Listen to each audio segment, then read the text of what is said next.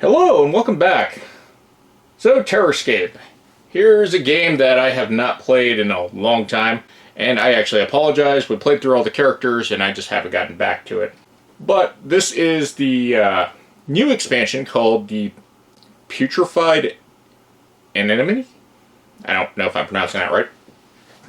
I got the new stuff pledge, which came with this giant box, which is really a storage box to put all the expansions in one big box. The stage box, which is kind of a weird thing. It's just to store the map tiles. And if you remember, I actually had the collector's big box that had the neoprene mats.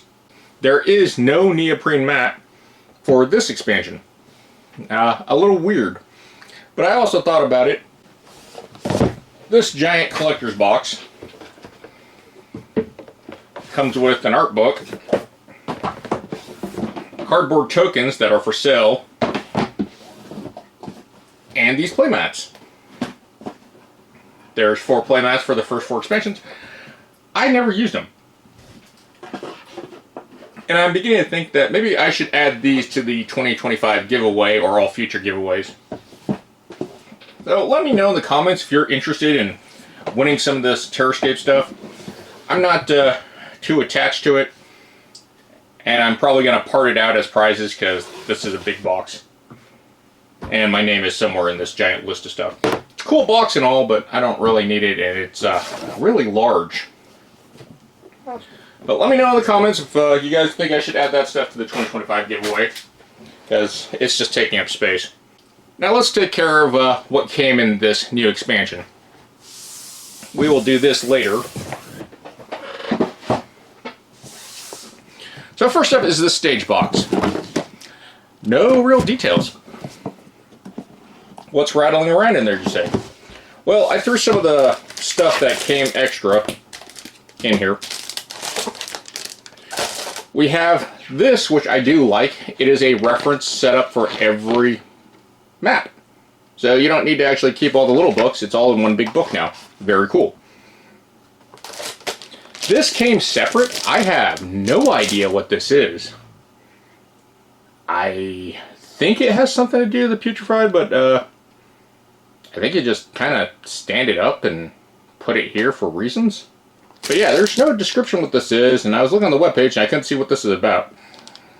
If you know what it is, let me know in the comments. They gave me the acrylic tokens for the new stuff, which is very cool. And then I got this bonus pack of foiled ultimate kill cards, which does include the new enemy, or monster I guess, the Queen. Damnation. They just kind of foiled all the blood. Not sure if I care about this too much. I may or may not add these to the 2025 giveaway. But honestly, like, they look good, but they don't really affect gameplay that much.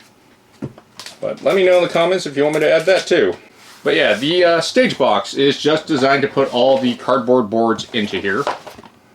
Which I guess makes sense. It is a stage.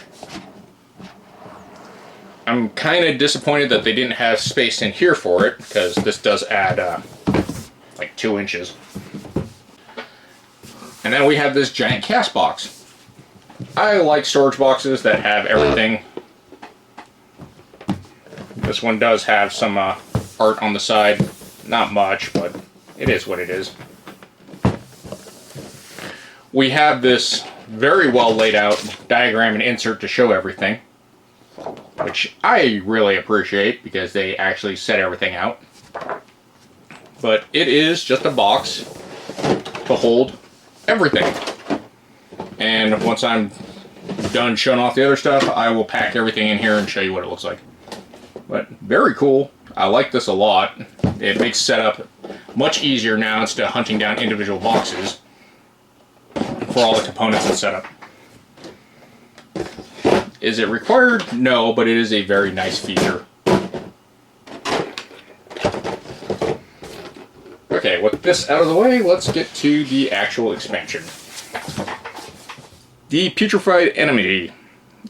I have no idea what this is trying to copy. This guy here literally looks like Barry from Resident Evil 1 back in like the 90s when it came out. And these two, I have no idea who they're supposed to reference. The Queen looks very cool. She makes zombies. It kind of gives me some Queen of the Damned vibes. I know it's not the exact same, but something about the crown. Also kind of reminds me of Nosferatu from Resident Evil. The one where they're in Antarctica. I can't remember the name. But we have a new system. We have collapsing hallways. Earthquakes, I guess. But the just as it is, for some reason you're a film crew inside a archaeology site, and the Queen sacrificed herself to gain some really godly powers and ended up becoming a monster. So there's probably some mythology lore tied to it somewhere. We have our handy, it's a bit, survival guides, which these are always fun. But it didn't really add a lot. We have the layout for the new map. I do like that they used linen cardboard. I can't remember if the original Terrorscape's like that, but it probably is. The production that Ice Makes does is very, very well done. I am really happy with how they do their products. But we got our new rules, some new stuff, how some new survivors work, and how the Queen works. As far as the two boards, they're pretty much the same.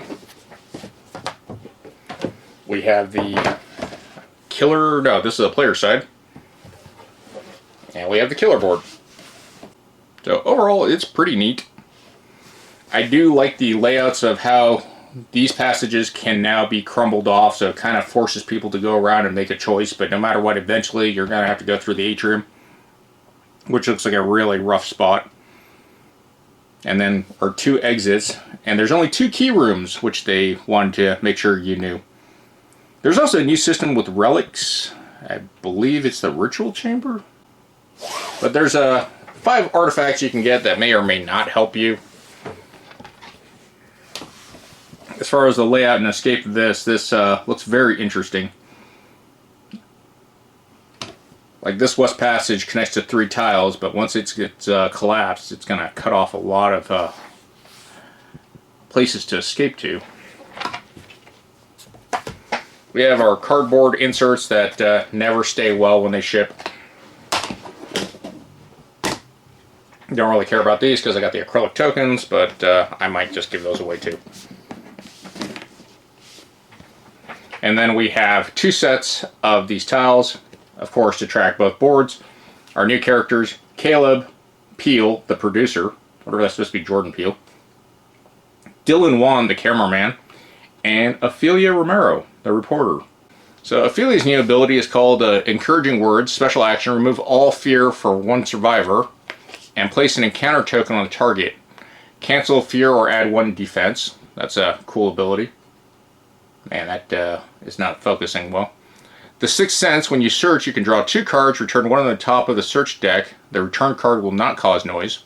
Then we have Caleb Peele. He starts with the Lucky Coin. He is a fan of mystery, and you can search in the, I don't know what that icon is. Draw 1 item from the search deck.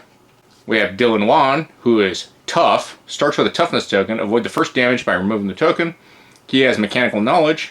At a repair location, extra action, gain a toolbox from the discard pile. Very strong for the radio. We have this insert, but this is going to be useless because I have that big box.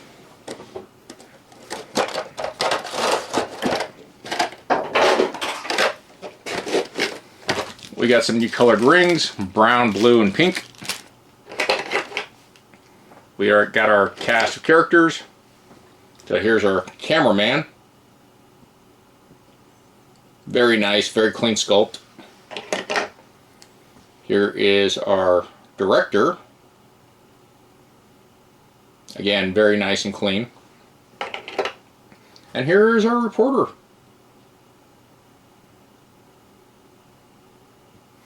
And then we have our queen. At level 1, at the end of the turn, if you have not encountered any survivors and you are not in stealth, spawn a zombie in your location. If you have a report, Level 2, if you have spotted any survivor with sense, fear them. Level 3, unlock Dominion. Level 4, spawn a zombie in any 2 locations, cannot be the same location. And then level 5, when your encounter occurs, damage all targets before you attack. We have our 2 copies of the Queen here. And there is something uniquely cool about this sculpt. I do like the sword going through. It is kind of weird that it's like that, but I think it's a 2-part because they glued her head on. But the sword is bent through her. And on the second mini, it's the same way. There's something very neat about the sword going through her. And then we have a bunch of zombies. We can have a max of 6 on the board. This is the Queen's thing. She sends these guys. They have a unique ability. They add to her power. Yeah, zombies are minions of the Queen. A zombie doesn't count as a killer, but the Queen's abilities and skill cards, if able, move and search like killer. Therefore, move and search by zombies can also be affected by special effects that could affect the killers. The strength of the zombie is always identical to the Queen. When a Queen or zombie encounters any survivor, the attack strength is the sum of the strength of the Queen and all zombies in the encountering location. For instance, if the Queen and 2 zombies encounter a survivor, the killer attacks with a strength value of 2 plus 2 plus 2. Equals 6 in this case without any strength modifiers. If 2 zombies encounter a survivor, the killer attacks with a strength value of 2 plus 2, which is 4. The Queen can spawn new zombies by her abilities. However, there are already 6 zombies on the map. The spawning effect is cancelled. A location can have more than 1 zombie. The Queen can lead the horde. Whenever the Queen moves, she can also move any amount of zombies to the same location to the same destination. When the zombie is spawned, moved, or removed, the player should immediately inform the opposing team to do the same. The crossbow can be used as survivors for unlimited time. A special action, it can eliminate up to 2 zombies in or adjacent to the user location. The 2 zombies can be in different locations. Important rules for the zombies. Zombies will not stop the survivors from searching or repairing. Handy. Oh, the Queen's new keyword effect, poison. When you poison a survivor, there's no poison token on their health status tile. Place a poison token on it. If there already is a poison token on the target is damaged. The poison token will stay on the survivor unless they heal by any heal effect. When a survivor being healed, they can remove the poison token and also flip the health status tile to uninjured side. And an uninjured survivor can also be healed just to remove the poison token. And then damnation, be aware that sense one single location instead of a color zone. If they spotted any survivor that had revealed their exact location, you choose one of them and target shall move 0 to 2 under your control. The controlled move is still restricted by all movement rules, so they can't move through doors and stuff and crumble into hallways. So the relic chamber here, I guess you'll put the tile to actually tell you where the relic is. And you will draw relic cards. That's 5 new special cards that may or may not help you. So we have an extra key now, and this is all the relic cards. So helping relics might be helpful. Orb of Insight. At a key location, you get to search twice. Stone of Protection, you may show this card to the killer to avoid damage. I'm not sure if this is a discard, it says just show them. Mirror of Gateway, teleport to the tentacle location. And then Shield of Fortitude, +1 defense. You can use this with an additional weapon, unlimited uses. Okay, so I think the stone is discarded because this has an unlimited use. The Queen's deck, we have Sense, a color zone. 2 copies. Corpse Explosion. Sacrifice a zombie and poison all survivors within range 1 of it. That's pretty strong. Venom's Touch. Oh, there's only 1 copy of Corpse Explosion. Venom's Touch. Only available when the Queen is involved in this attack. Poison the target. 2 copies of that. Vaporize. Stealth 0 to 3. Dead Summoning. Spawn 1 zombie in your location and draw a card. 2 copies of that. That's actually very strong. Get Them. Select 1 zombie to search. 2 copies of that. The Horde is coming, 2 copies of that. All zombies in a location of your choice move 1 to the same direction.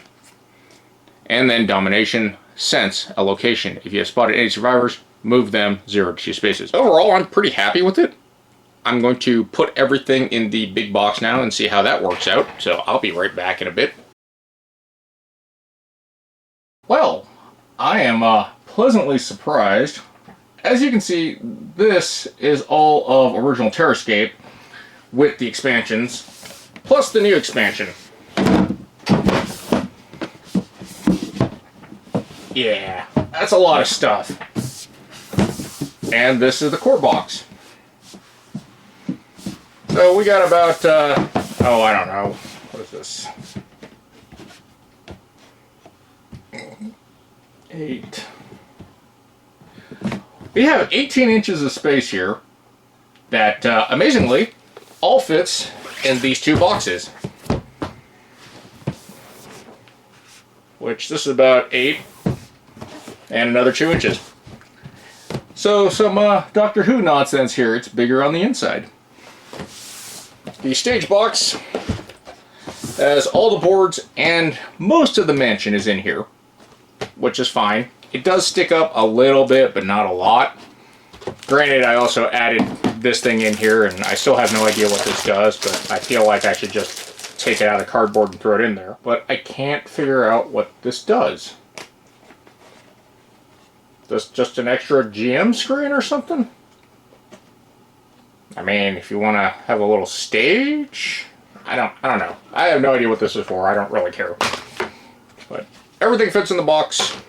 Sticks up a little bit, but not too bad. I do wish that it was easier to actually get to the things in the box, like a little cutout, but whatever, it's acceptable. So, this is cool. But this is what impresses me.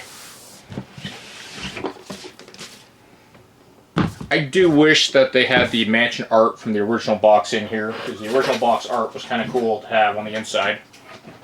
So we have this box. I imagine I could just put this lid on there. But I really liked having this.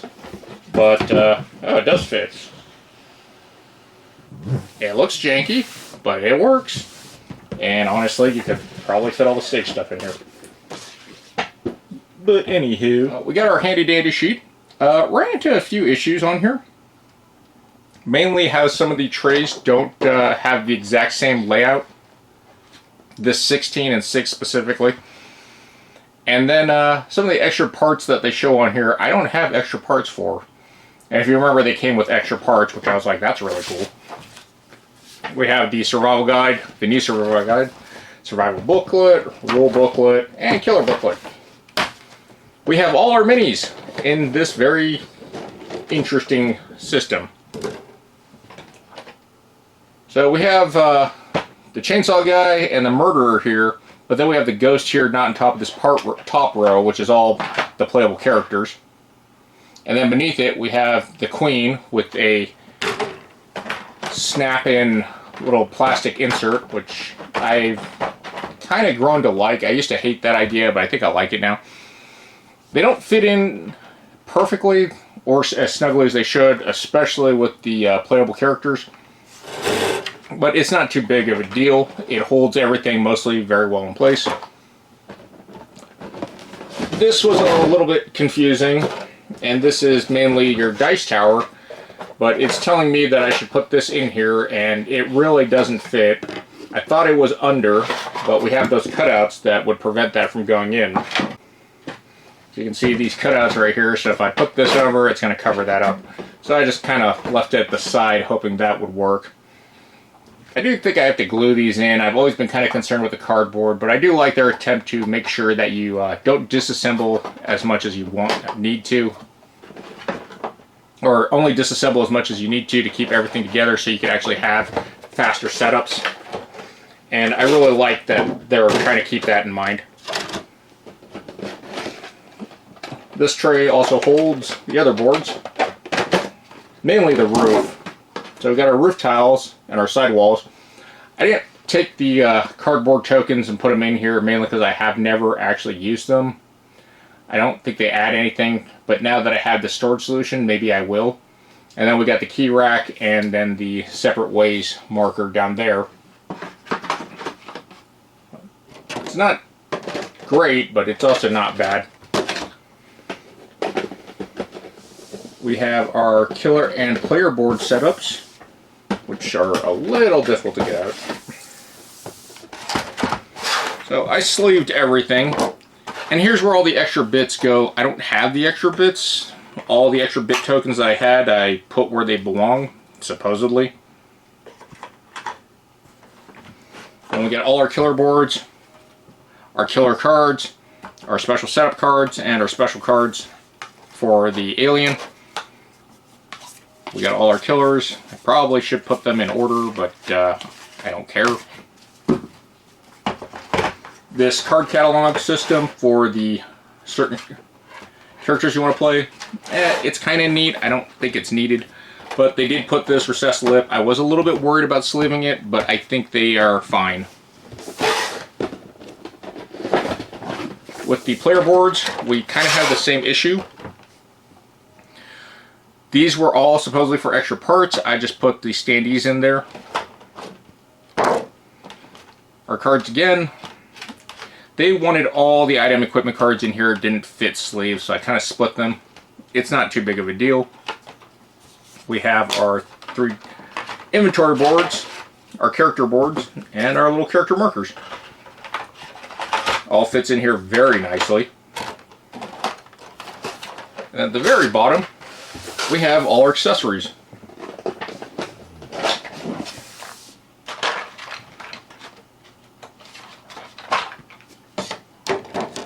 Everything has been well broken down, separated, and stacked for areas. Like this is all the Queen stuff. This is all the lab stuff. This is all the hunter stuff. And this is all the golem stuff. And here's just the general things that you normally use. So setup is very easy for both sides now. The acrylic token for the digital rulebook I didn't put here, mainly because I haven't punched it out. I haven't needed to because it kind of feels weird to have a mix and acrylic and cardboard. So I didn't bother. But again, everything is separated out the way it needs to be. Very straightforward, very easy. The stacks for these triangle tokens is a little large, but whatever. Overall, I am very happy that I was able to fit so much into a little box. Mainly because I don't have room. I also like the fact that trays are color-coded, so it's kind of hard to mess that up, unless you're really, really colorblind. But I don't know what it really looks like to people with color blindness. I don't have it, contrary to what everyone says in the group. But it's nice.